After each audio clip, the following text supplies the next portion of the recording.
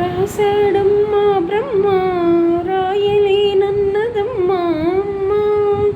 తలరాతలు రాసే బ్రహ్మకు తెలుసు ఎవరికి ఏది రాయాలో, కనిపించిన అమ్మకు తెలియదాయే.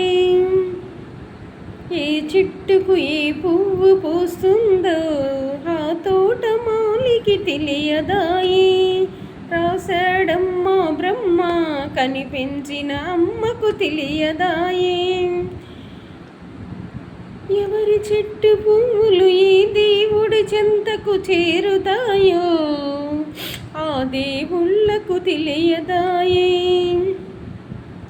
ఏ కొమ్మకు పూసిన పువ్వు ఏ కోవిల ముందు ఉంటుందో ఆ చెట్టుకు తెలియదాయే. రాశాడమ్మా బ్రహ్మ కనిపించిన అమ్మకు తెలియదాయే రాత.